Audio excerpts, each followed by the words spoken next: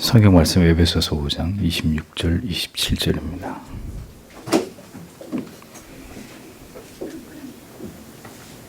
에베소서 5장 26절 27절 같이 읽겠습니다. 이는 곧 물로 씻어 말씀으로 깨끗게 하사 거룩하게 하시고 자기 앞에 영광스러운 교회로 세우사 티나 주름 잡힌 것이나 이런 것들이 없이 거룩하고 흠이 없게 하려 하심이니라. 아멘. 신주에 대한 교회의 권세, 교황제의 무절제한 방종으로 인한 순결한 교리의 부패. 오늘은 말씀에 근거하지 않은 교리적 무호성의 거부 10항에서 12항까지를 해설하도록 하겠습니다. 10항, 교회의 권세에 대한 로마 교회의 입장, 교회의 권세에 대한 이 로마 교회의 교권주의에 대해서 칼빈이 비판을 하는 내용입니다.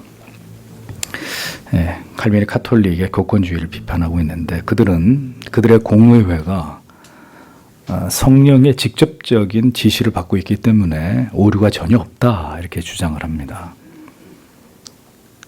개인이든 단체든 언제나 자신들은 절대로 옳다고 믿는 그 오만함이 결국 하나님의 뜻에서 벗어나게 되는 원인이 되는 거죠.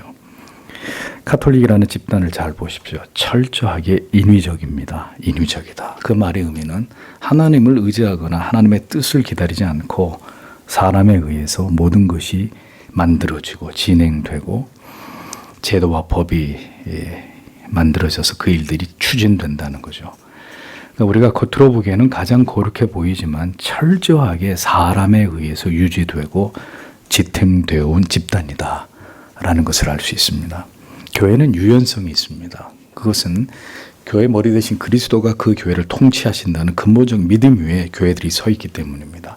그래서 그리스도가 교회를 통치한다는 믿음을 가지고 교회가 교회의 뚜렷한 표지를 지켜 나아가면 결국 그 교회를 통해서 그 교회를 온전하게 하실 분은 그리스도다. 이 믿음을 교회의 목회자를 비롯한 당회를 비롯한 모든 성도들이 가지고 있어야 되는 거죠.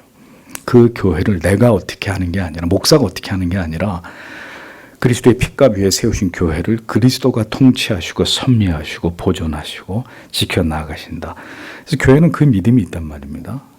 캐톨릭 교회는 겉으로 보기에는 그런 것 같으나 인위적인 집단이에요. 인간의 정치에 의해서 유지되고 그 조직이 지탱되고 있는 아주 무시무시한 곳이죠.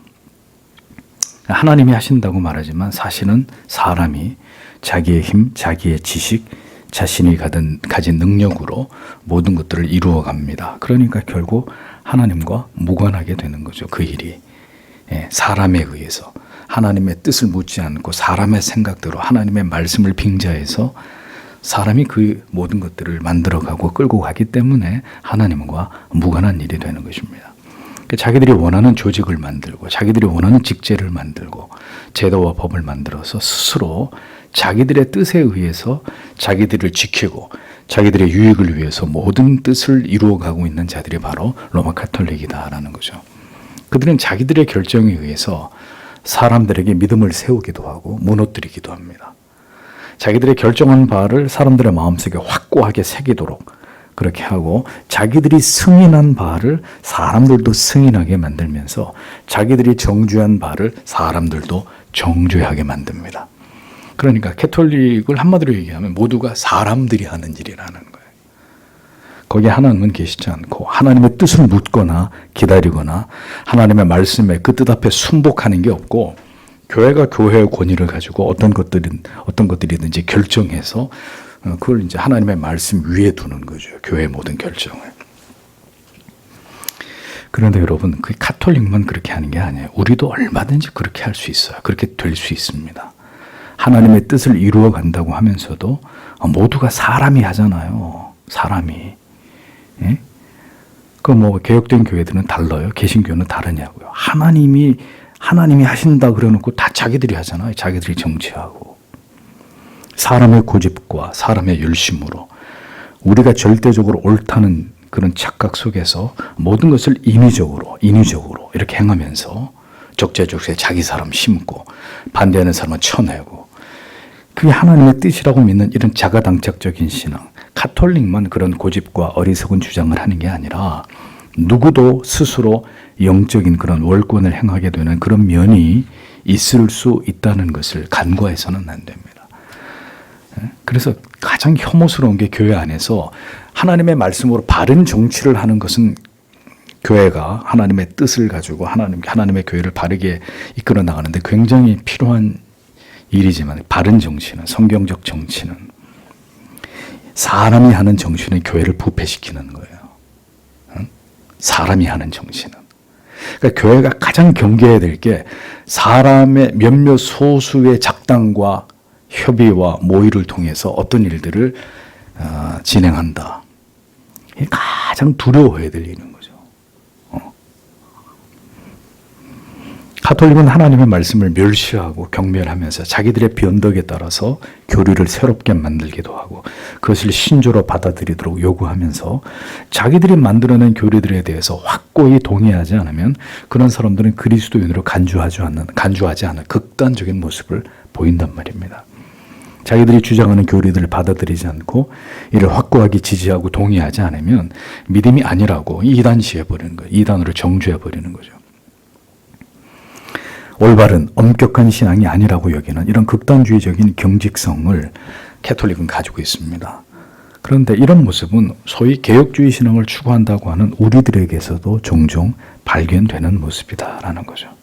우리가 옳다고 믿는 이 오만 버려야 합니다. 최종적인 판단은 하나님이 하시는 거예요. 우리의 그러한 생각이 편협하게 우리 안에서 작용하고 우리가 그 사고에 갇힐수록 우리의 신앙조차도 경도되고 변질될 수 있다는 것을 알아야 합니다. 우리의 신앙 자체도 경직돼 버리고. 캐톨릭은 새로운 신조를 작성할, 그것으로 사람들에게 강제할 권한이 교회에 있다고 그들은 믿고 있었어요. 그러니까 우리가 협의하고 결의해서 이렇게 하기로 하자라고 밀어붙이면 이게 곧 하나님의 뜻이다. 이런 굉장히 그릇된 오만한 생각을 가지고 있었단 말입니다. 우리가 결정하면, 우리가 옳다고 믿으면 그건 옳은 것이다. 이런 사고. 가톨릭이나 우리나 이것은 심히 위험한 생각이라는 것을 알아야 합니다. 가장 옳은 것은 하나님께서 정하시고 그것을 교회를 통해서 하나님이 이루어 가십니다. 결국 하나님께서 모든 오류를 바로 잡으시고 진리의 말씀으로 그 백성들을 인도해 가신다는 걸 믿어야 합니다. 그러하기에 부패한 캐톨릭으로부터 프로테스탄트, 거기서부터 이 개혁된 교회들을 하나님이 이끌어내신 거잖아요. 종교개혁, 교회개혁이라고 하는 이 역사적 사건을 통해서 하나님이 하나님의 교회를 그렇게 바르게 인도하시고 교정하시고 바른 길로 이끌어 가시는 하나님이 그 일을 하신다는 거죠. 교회에게 주신 권위가 있지만 그 권위는 성경 아래에 있단 말입니다. 캐톨릭처럼 교회의 권위가 성경 위에 있다고 여길 때 우리가 그것을 교권주의라고 얘기하는 거예요. 교회와 11번째, 교회와 신자들 개개인에게 주어진 약속들.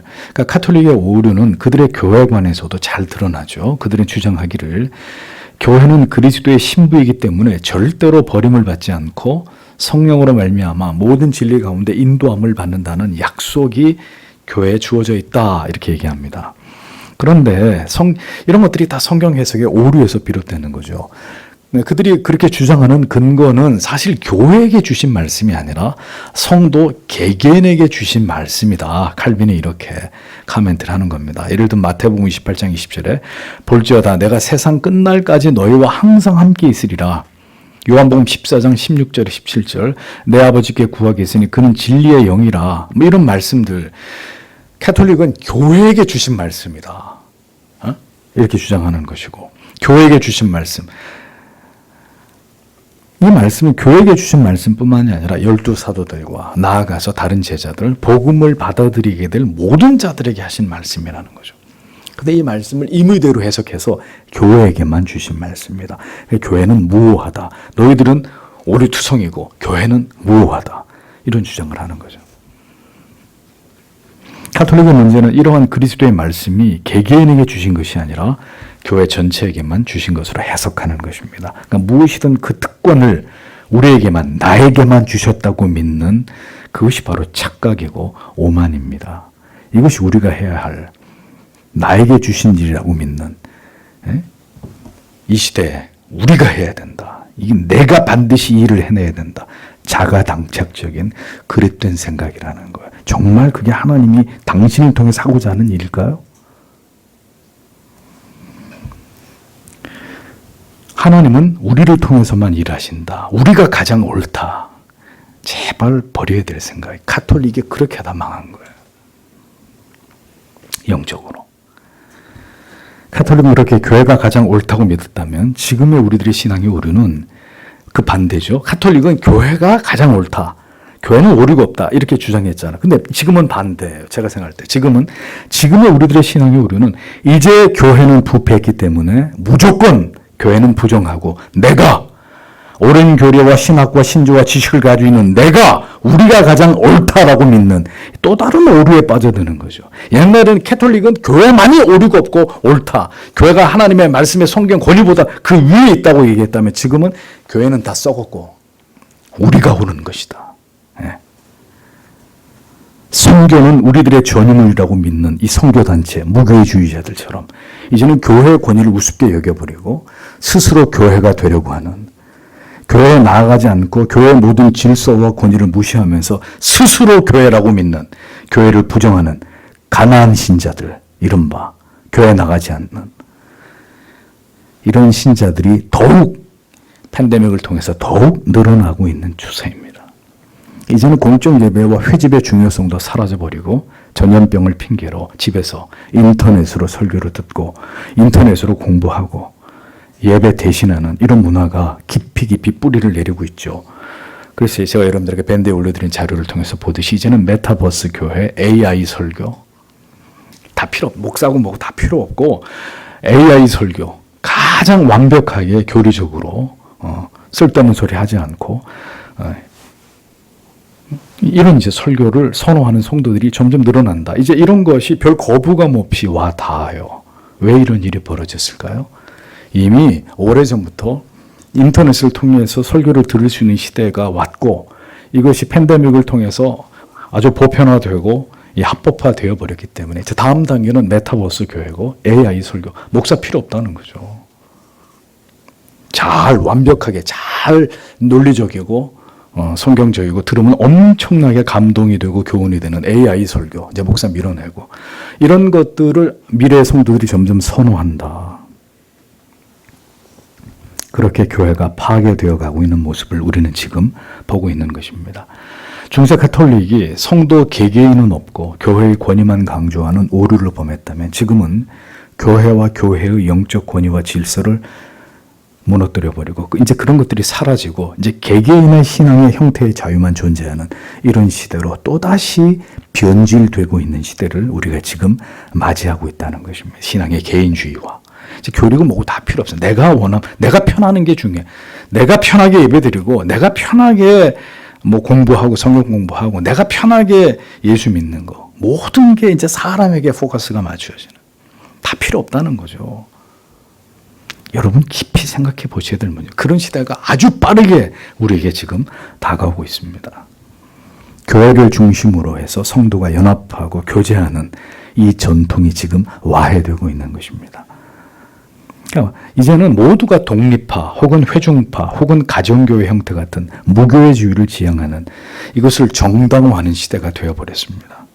자기들이 옳다고 믿는 그릇된 당위와 합리화, 그것을 정당화하는 또 다른 궤변을 이 시대 교회들이, 성도들이 만들어가고 있는 거죠. 가톨릭은 성경을 왜곡시켜서 악한 목적으로 스스로를 변호하기 위한 이질적인 의미로 만들어버렸습니다. 스스로 옳다고 믿는 어떤 것도 성경의 지지를 얻을 수 없다면 그것이 교회의 올바른 권위와 질서를 무너뜨리는 것이라면 혹은 반대로 성도 개개인에 주신 진리 안에서의 자유를 속박하고 억압하고 제한하는 것이라면 그것은 이쪽이든 저쪽이든 하나님의 뜻에서 벗어난 신앙이 될 뿐이라는 것을 여러분 분명하게 이해하셔야 돼요. 그러니까 어느 한쪽으로도 치우치면 안 된단 말입니다. 우리 스스로를 정당화하는 것이 아니라 성경이 우리에게 옳다고 말해주는 그걸 따라가야 되는 거예요. 아니 법이 있는데 다수가 이게 옳아라고 믿으면 그 법을 뭉개버리고 그 다수가 옳다는 대로 가도 되는 거예요? 똑같은 일이 벌어지는 거죠. 성경이 이렇게 말씀하고 있는데, 그거는 성경이 그렇게 얘기하는 거고, 우리가 생각할 땐 이렇게 하는 게 지금 우리한테 더 맞아. 그럼 이제 그렇게 해서 자기들이 옳다고 믿는 대로 자기들의 신앙의 형태를 마음대로 바꿔버리는 거죠. 그게 옳은 것이냐, 과연 하나님 보실 때. 내 스스로 내가 믿음이 옳다고 여기는 게 아닙니다. 진리가 그것을 옹호해주고 증명해주고 하는 것입니다. 그리고 그 판단은 교회가, 하나님이 세운 권위가 하는 거죠. 진리로 증명될 수 없는 것은 우리가 아무리 옳다고 주장하더라도 그것은 옳은 게 아니에요. 꽁 잡는 게 매라는 시기에 결코 정당화될 수 없는 진리가 아니라는 것을 기억해야 합니다. 다시 말씀드립니다. 목적이 선하면 수단과 방법도, 그 과정도 하나님 보시기에 옳아야 합니다. 그게 아니면 그 길을 행해서는 안 되는 것이란 말이죠. 우리가 믿어야 할 바는 이것입니다. 칼빈이 말하는 바와 같이 주께서는 항상 그의 백성과 함께 계셔서 그의 성령으로 그들을 다스리십니다. 성령은 오류와 무지와 거짓과 흑암의 영이 아니시고 확실한 계시와 지혜와 진리와 빛의 영이시기 때문에 하나님의 백성들이 하나님께로부터 받은 바를 성령으로부터 속임없이 배울 수가 있다라는 것을 우리가 믿어야 한다고 칼빈이 얘기하는 거예요. 여기서 다른 얘기를 하면 안 된다고요. 성령이 교회를 통해서 그 백성들을 가르치고 무지와 거짓과 흑암의 영이 아니라 계시와 지혜와 진리의 빛으로 하나님이 자기 백성들을 인도한다. 성령을 통해서. 이걸 믿어야 된다고. 이걸 부정하면 안 되고. 성령께서 반드시 그 믿음이 하나님을 향하고 그 양심이 진정으로 주를 향하고 있다면 그가 거듭난 하나님의 자녀이고 그 교회가 진정으로 진리를 지향해 나아간다면 다소 지상교회와 성도들에게 오류가 있을지라도 여전히 무지한 부분이 있다 할지라도 성령이 계속 그것을 수정해 나아가시고 우리를 온전하게 빚어 나아가신다는 걸 믿어야 되는 거예요. 믿어야 되는 거예요. 근데 그 교회를 뛰쳐나가서 자기들이 무언가를 하려고 한다? 하나님의 방법이 아니란 말이죠. 성령이 교회를 통해서 성도 개개인에게 행하시는 일이기 때문입니다. 그러나 동시에 우리는 언제나 우리의 연약함을 의식하고 항상 하나님의 말씀 안에 거하도록 언제나 깨어서 자기의 영혼을 지키는 일에 최선을 다해야 되는 것입니다. 성도는 결코 그리스도의 교회를 벗어나거나 무시하고 자기의 신앙을 도모할 수 없습니다. 그런 법이 없습니다. 교회가 권위주의적인 모습으로 성도의 신앙을 성경에서 경도된 그릇된 믿음으로 인도하면서 진리가 아닌 것을 가르치는 것도 분명히 올바르지 않은 것이라면 성령이 우리를 진리로 가르치고 인도하시는 모처가 되는 교회를 우리에게 주셨는데 그 교회를 임의로 이탈해서 임의로 하나님을 신앙하려고 하는 것 또한 절대로 올바른 믿음이 아니다라는 거죠. 우리는 우리가 제각기 선호하는 믿음을 쫓아가는 게 아닙니다. 이상한 얘기들 하세요. 이 교회가 나하고 안 맞대요. 에? 교회가 여러분들 개개인에게 맞춰주는 것입니까? 교회는 복음에 맞추고 복음에 맞춰진 그 교회를 여러분이 맞추는 것이지. 이 교회는 나하고 잘 안 맞아. 무슨 그런 교리적이진 않은 그런 궤변들을 늘어놓으시냔 말이죠. 이게 다 교회 안에 스며들어온 시대의 정신이에요. 인본주의적인 내가 중심인, 내가 싫으면 그만인. 우리는 우리가 선호하는 믿음을 쫓아가는 게 아니에요. 성령께서 인도하신 교회를 통해 그 모든 진리의 가르침을 통해서 진리와 비진리를 구별하면서 날마다 올바른 목표를, 그리스도의 목표를 향해서 전진해 나아가는 것일 뿐입니다. 우리는 모두 목표에 도달한 자들이 아닙니다. 다만 성령께서 하나님의 말씀과 교회와 건명한 목양을 통해서 날마다 그리스도를 닮아가는 궁극의 목표로 인도하심을 믿고 그 모든 질서 안에서 하나님을 알아가고 배우는 자들이 되기를 힘쓸 따름인 거죠. 카톨릭의 교권주의가 교회의 타락을 불러왔다면 오늘은 신앙에 있어서 이 개인주의, 모두가 자기의 소견에 오른 대로 권위도 질서도 없이 행하는 이러한 신앙의 변질과 기형화가 가장 큰 신앙의 왜곡을 초래하고 있다라는 것을 여러분들이 똑바로 이해하실 필요가 있습니다. 12번째, 교회는 무오하지 않음. 하나님께서는 각 지체들에게 자기의 분량에 따라 성령의 은사들을 나누어 주셔서 그리스도의 몸에 필수적인 것이 부족함이 없게 하셨습니다. 은사들이란 몸의 유익을 위해서 주는 거예요. 은사 그 개인을 위해서 주는 게 아니라 그리스도의 몸에, 그리스도의 공동체, 교회의 유익을 위해서 주는 것입니다. 그래서 그 은사를 가지고 자기들의 이익의 재료로 삼으니까 바울이 철퇴를 가하는 거예요. 고린도 교회한테다가. 그걸로 서로 잘난 체하고 서로 그 자기 은사를 가지고 싸움 박질하니까.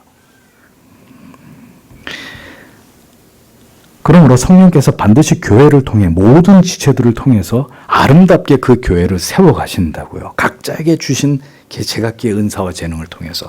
그래서 부족함을 채우고 교회가 그리스도 안에서 풍족함을 얻게 만드십니다. 그게 교회를 세우신 그리스도의 뜻입니다.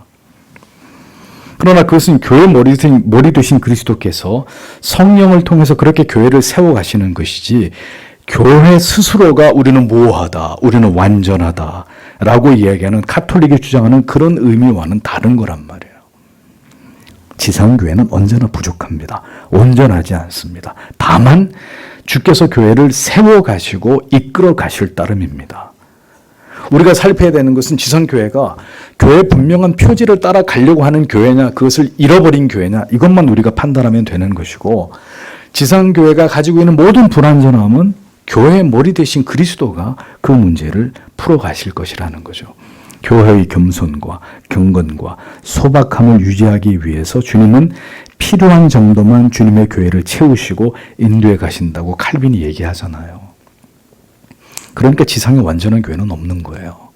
없다고요. 그런 교회가 있다면 그 교회는 반드시 넘어집니다. 왜? 교만에 빠질 거기 때문에. 우리 교회는 완전하다고 믿는 순간 그 교회는 무너지는 거거든요. 교회의 겸손과 경건과 소박함을 유지하기 위해서 주님은 필요한 정도만 주님의 교회를 채우시고 인도해 가신다. 그래서 오늘 이 말씀이 중요한 것입니다.